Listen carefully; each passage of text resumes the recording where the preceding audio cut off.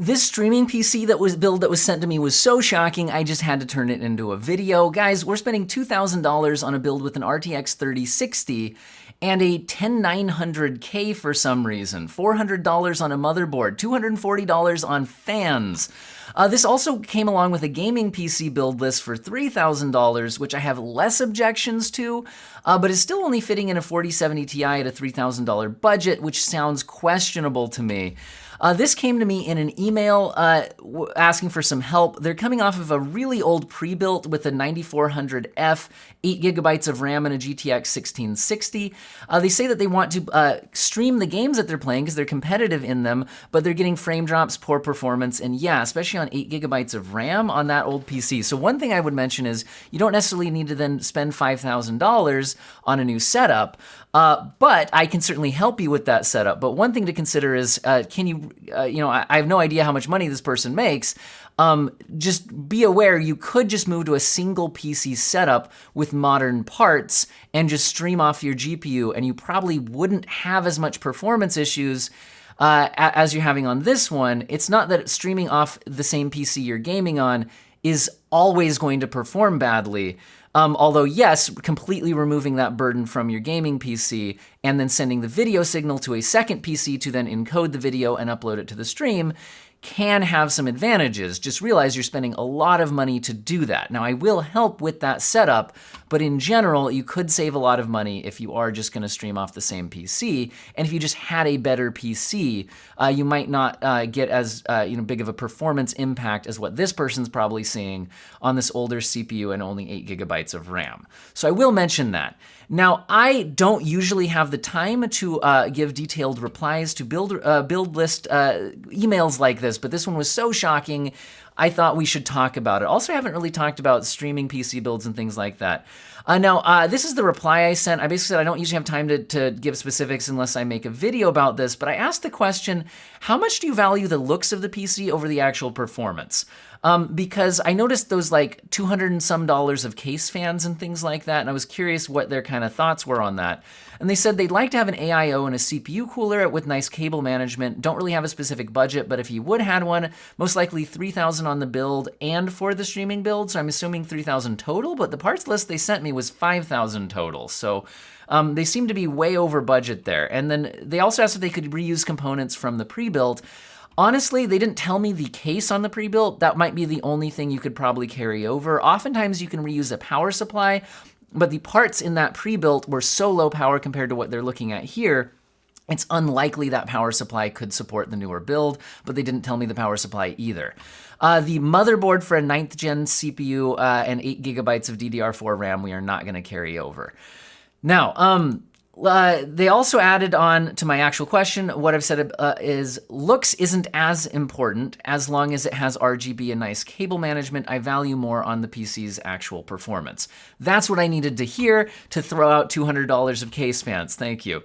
All right, anyway, they also were asking about if they were to build a high-end gaming PC, would I suggest using older gen or newer gen components for the streaming PC? So let's jump into the streaming PC where I had more issues and tackle that head on. I noticed they slotted in the 10900K. I wonder if they were thinking this is going to save money versus a 13900K. Go with the older generation part, something like that. But in general, this isn't going to be that efficient. You can buy a newer generation part here rather than this. So let's go ahead and start editing this part list. Again, what are we working with here? A $2,000 build. This is the streaming PC, not the gaming PC. So one thing I'll mention on that is, first of all, I'm not an expert on streaming PC builds.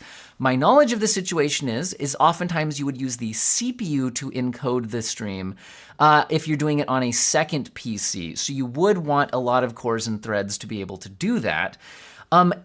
But if you were going to ever use the GPU to encode the stream, I think it would make sense to have one that would have AV1 encoding support if you were streaming to YouTube, which currently supports that, and maybe other platforms will support that in the future. And we don't need to spend a lot on a video card in order to get AV1 encoding. I'm just saying that, like, I just don't think that this is the right pick in any way on this build. And again, a 3060 and a $2,000 build just does kind of feel bad. Okay, so let's throw out the 10900K. which means we're also going to throw out the $400 motherboard it's attached to. So let me talk about this. You don't need a $400 motherboard unless you like are really chasing overclocking records or something like that. Especially if you're on a streaming PC, where I think stability is going to be your number one concern other than the quality of the stream. You don't want this PC to crash or anything.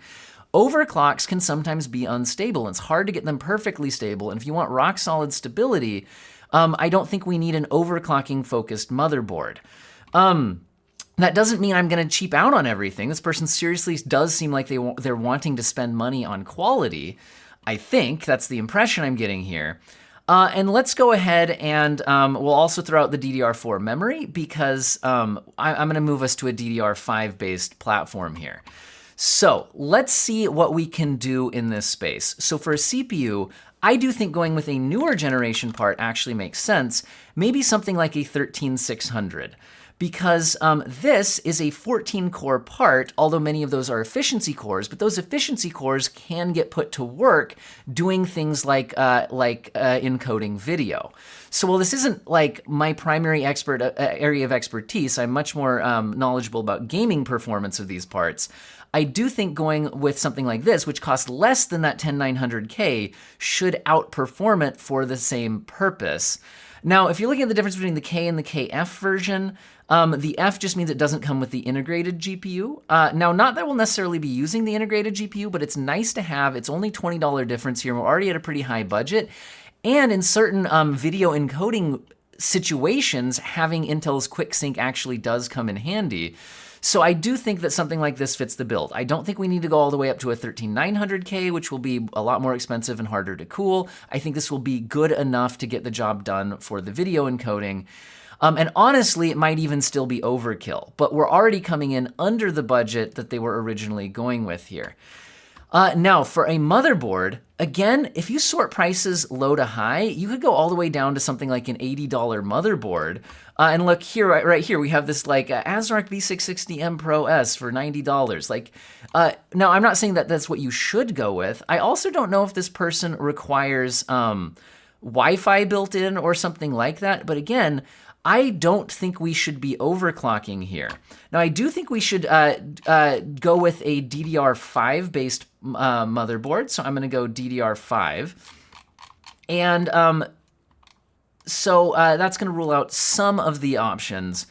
So, you know, now there's a whole bunch of places we could go here. You could sort prices low to high. I'm seeing this MSI B760 Gaming Plus Wi-Fi. I don't know if this person needs Wi-Fi or not. But honestly, guys, like, I'm just going to slot this in here. Now, I don't know a ton about this particular motherboard, but if we're not going to be overclocking, let me tell you this. Okay, when you're looking for the motherboard, you should look for, does it have enough M.2 slots for how many SSDs you want? You want to look at, does it have enough USB outputs for what you want? Do you want to have built-in Wi-Fi? Things like that. And this motherboard, I think, is going to tick enough boxes for most people, but you could also view this as a placeholder for, you could spend more if you care more about those other features. And again, if you were going to be chasing overclocking, that's also something that people spend more on a motherboard for. Now we're going to go ahead and slot in some DDR5 memory here. I'm going to go ahead and sort prices low to high, and we're going to go with 32 gigabytes in a 2x16 configuration. And let's go ahead and see, like, since we're not gaming, I don't think the speeds are actually that important here, although I could be wrong on that.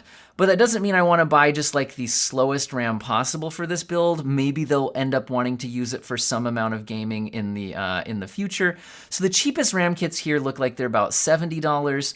They also care about the RGB, so I should actually think about that as well. So actually, you know what? Let's not go memory yet. So we need to think about the RGB situation. Now, again, I'm really the wrong person to go to for an RGB expert because my personal preference is no RGB in my build at all.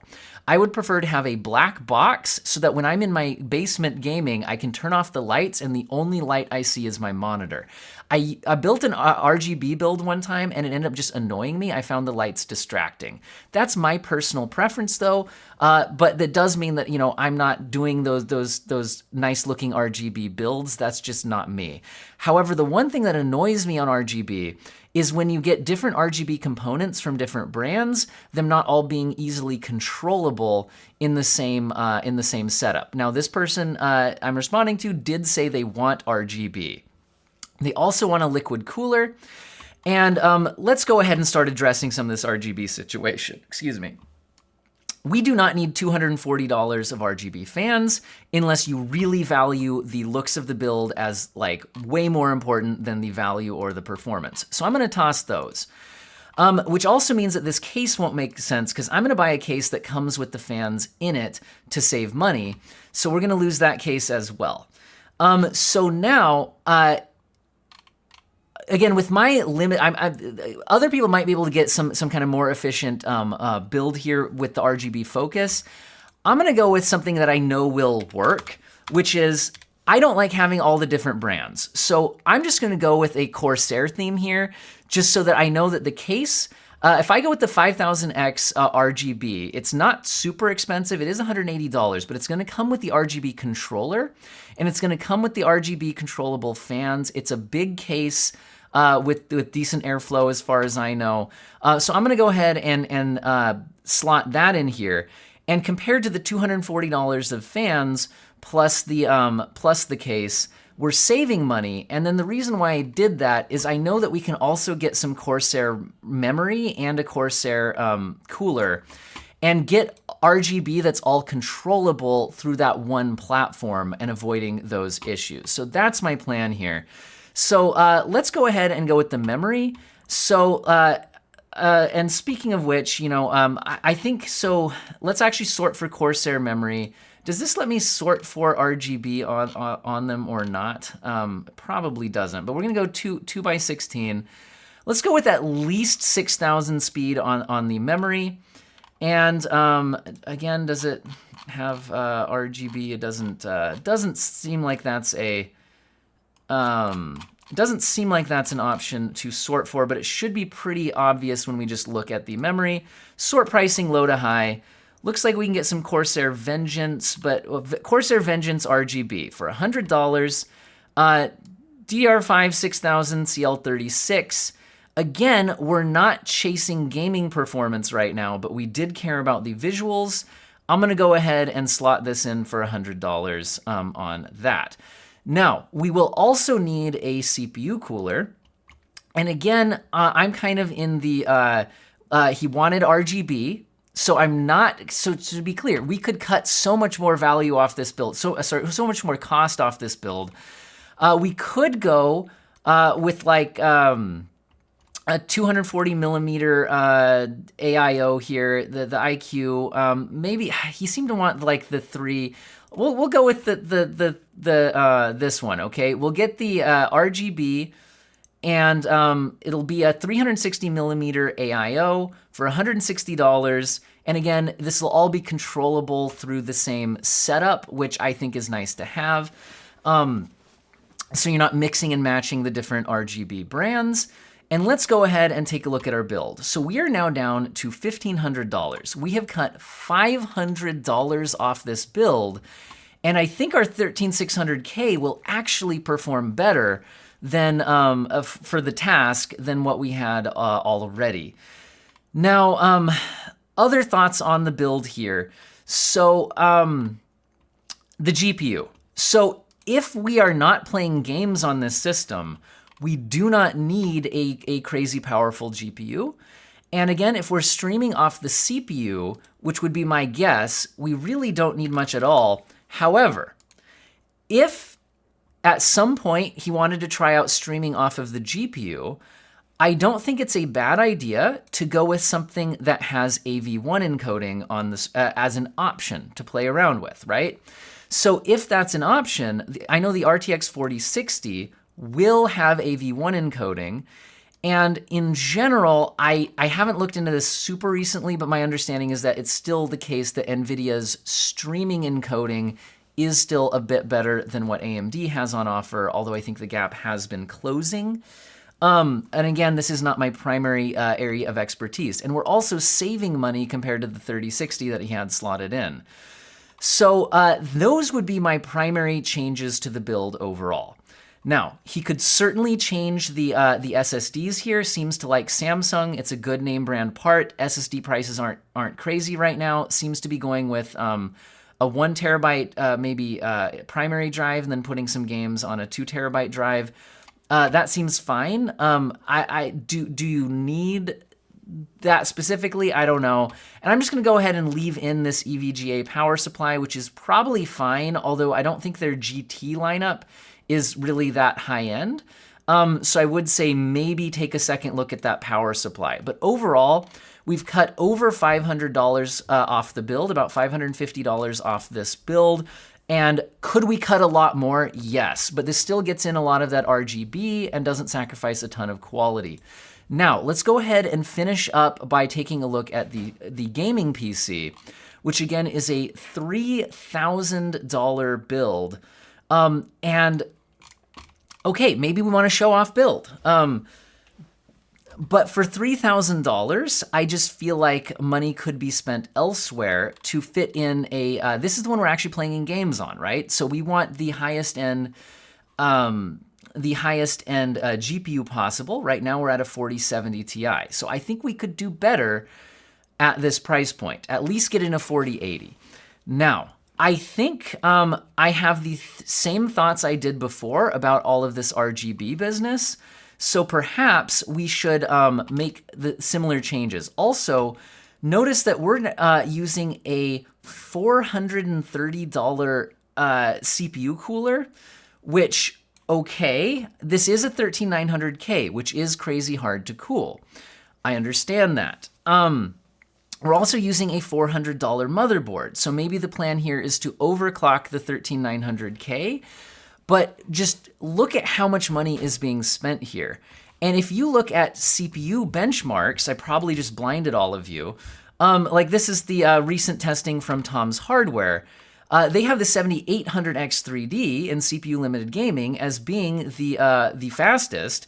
The 13900K certainly is better in productivity workloads and maybe even has some more overclocking potential, but in straight up gaming performance, and yes, it does vary game by game. So maybe this person is competing in a game where Intel does do better. But the 7800X3D is so much easier to cool. I think we're gonna be able to save a ton of money on cooling and motherboard costs by cutting, by just going with the 7800X3D route, okay? The 7800X3D is already going to be less money than the 13900K. We don't need a $400 CPU cooler, and we don't need a $400 motherboard. So let's go ahead and switch this to a 7800X3D. So pricing on that right now looks like $369. So we're already saving a lot of money compared to the 13900K. This also means we don't need that crazy amount of cooling. And honestly, how about we go with matching RGB setup? He said he likes the RGB. So I'm just gonna save time by going with pretty much the same sort of RGB choices that I just made on our other build here.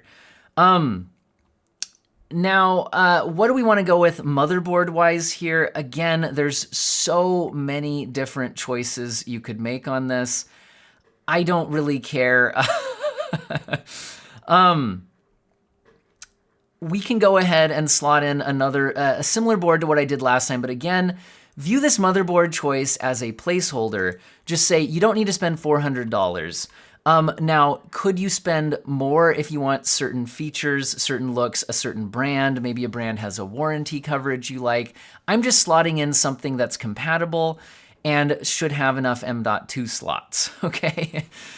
This should be fine. You could spend more time sorting that out if you want, but I'm just trying to get us a general idea of getting in some better budget here. So once again, I'm gonna go 2x16 on the memory. Especially for Ryzen, DDR5 6000 is kind of the sweet spot there. But once again, I'm gonna go with Corsair so we can manage all of the RGB through the same RGB controller. And this time, since we care more about the gaming performance, I'm going to go ahead and actually see if we can get a lower CAS latency. can we get a lower cast latency here? Corsair 6000 CL30. CL30 will be faster here, so lower cast latency better. This does still have the RGB on it. So I am going to spend the extra $25 to get a lower cast latency compared to our $100 kit, so since we're actually gaming on this. Once again, I think the case, we can throw out the $240 worth of case fans, and like I said, buy a case that comes with RGB fans in it, which is going to be the route I'm going to go here. And again, the case and fan choice, this is really just an aesthetics thing, where you could make your own choices. You could choose differently here. Just, I feel like the amount of money being spent on it previously was just way too much. So you can see now that we have cut almost $1,000 off the build. Like, okay, $850, but we have saved a massive amount of money making those cuts here. So one thing we've done is if he did actually want his build to be about $3,000 for both PCs combined, we're now actually just about at that point. So this is still a little bit over that, but it's actually, but not like a crazy amount over that. And the previous total was around $5,000. So we have saved this person a lot of money. But if we did want to go back to the $3,000 budget we originally had, then we can probably upgrade the graphics card here. So graphics card options right now, if you're gonna go with the NVIDIA route, past the 4070 Ti, you can go with the 4080. The 4080 gets you up to 16 gigabytes of VRAM, which is very nice to have, and it is just a lot faster. What I'm looking at here is tech power up, and so if we go ahead and go with the 4070 Ti, and we look at it relative performance to the 4080, you're generally gaining 27% performance by upgrading from the 4070 Ti to the 4080 if you are GPU limited. Now, this person sounded like they might be a competitive gamer, where maybe they're not GPU limited, but still, if we have more money to throw at the build and we care about performance, it's going to make more sense to spend more money on the GPU than on fans, right? That's where I'm saying. So if I had the more money to throw on the build, this gets us to $2,400, and it fit in an RTX 4080. I didn't think too hard about which 4080 I slotted in there. If you like the looks of a particular one, or if you like the warranty from a particular brand, or you just like a certain brand better, that kind of thing, go ahead and take a look at that. Now, if you did want to, you could try to slot in a 4090. Is this one actually available at $1,600 right now?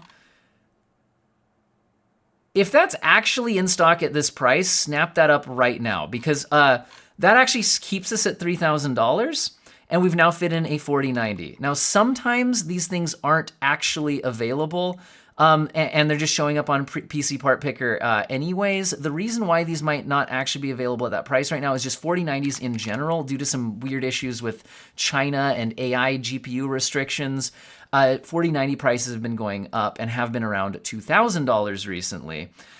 So if you were going to get a $2,000 one, we are now over budget on the oh, I accidentally didn't take off the 48. I was going to say we weren't that far. We're not buying two 4090s.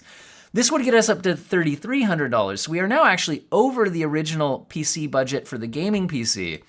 But if you factor in the money we saved on the streaming PC, we're actually still under the original total budget for both total, and we have fit in a 4090. And like I said, maybe if it's not really in stock at $1,500, this is the $2,000 price, and we're still under budget here for the total. And we fit in, I think, a lot more reasonable choices to get RGB and much more reasonable motherboards.